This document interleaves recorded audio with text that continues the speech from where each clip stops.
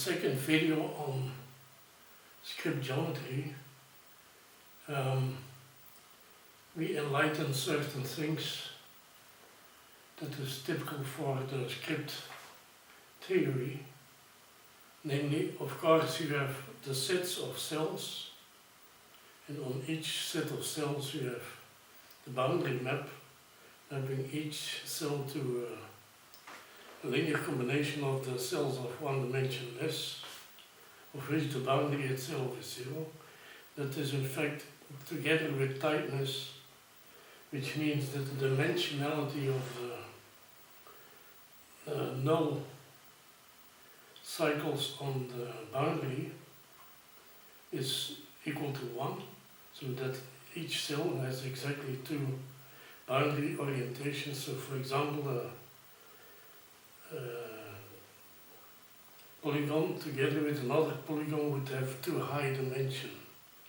So that cannot be the boundary of a two cell in the case of tightness. So it would have to be one polygon really. And well, that's how it is for three-dimensional scripts. We don't know yet. There's a lot. We have only one example. There could be other examples where you would use, for example, a 600 cell would be an example of a tight script. But to really describe that is, of course, can be very difficult, because normally the boundary, the script is just a list of equations where you just list down the boundary of this is this, boundary of this is that, the whole collection of information, and that is the script basically. So the script is in fact the same as the boundary operator on that script. And you can also introduce duality, so you have a boundary operator, and the transpose map of that is in fact a co-boundary operator, and then together the boundary plus the co-boundary operator together give you a Dirac operator.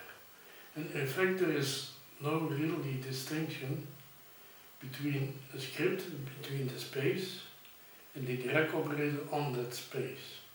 So the Dirac operator contains all the information about the geometry.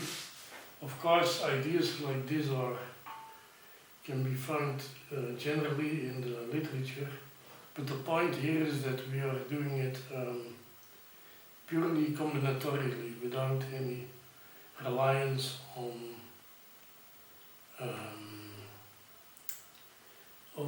pre-assumed geometrical things, like in the case of CW complexes or in the case of simplicial complexes. So it's really meant to be, the Dirac operator is the space itself. That's the basis. So all the information about space, like discrete curvature and Maxwell fields and so, are all supposed to be included in the Dirac operator on that manifold, in fact. So there is, I do not have the list of all the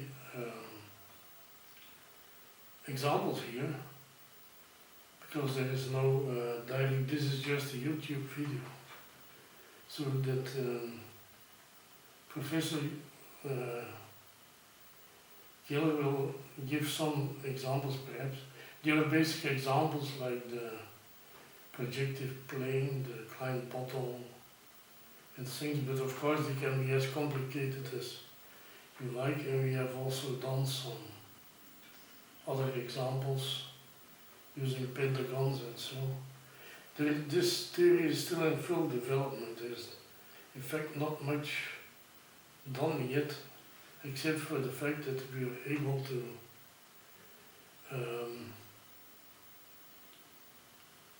present geometry in a completely discrete way, including direct theory and so on. So this will be it for my second small presentation.